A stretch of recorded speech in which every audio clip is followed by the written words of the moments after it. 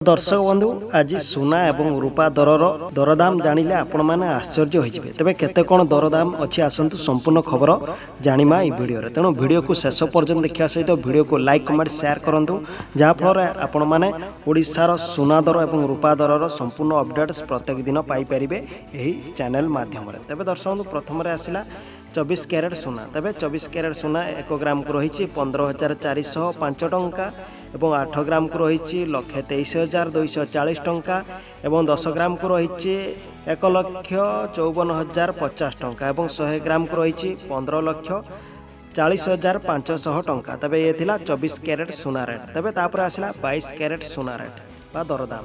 तबे 22 कैरेट सुना दरदाम रही 1 ग्राम को 14,121 टंका एवं 8 ग्राम को रही 1,12,968 टंका एवं 10 ग्राम को रही 1,41,210 टंका एवं 100 ग्राम को रही 14,12,100 टंका। तापर आसला 18 कैरेट सुना। तबे 18 कैरेट सुना 1 ग्राम को रही 11,554 टंका एवं 8 ग्राम को रही 92,432 टंका एवं 10 ग्राम को रही 1,15,540 टंका एवं 100 ग्राम को रही 11,55,400 टंका।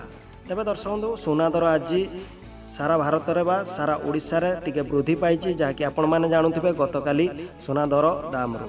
तबे आज रूपा दरदाम केते कोन रही आसंतु जानिबा। तबे 1 ग्राम रूपा दरदाम वर्तमान रही 264 टंका 90 पैसा एवं 10 ग्राम को रही 2,649 टंका एवं 100 ग्राम को रही 26,490 टंका एवं 1 किलो को रही 2,64,900 टंका। तबे रूपा दर आज टिके कमी। तबे गतकाली आपण माने वीडियो निश्चित देखंतु गतकाली किछि रूपा दर आज कमी किंतु सुना दर बढ़ी। तबे दर्शक बंधु एमती सुना एवं रूपा दरर अपडेट जानिया पई वीडियो को लाइक कमेंट शेयर सहित चैनल को सब्सक्राइब करंतु।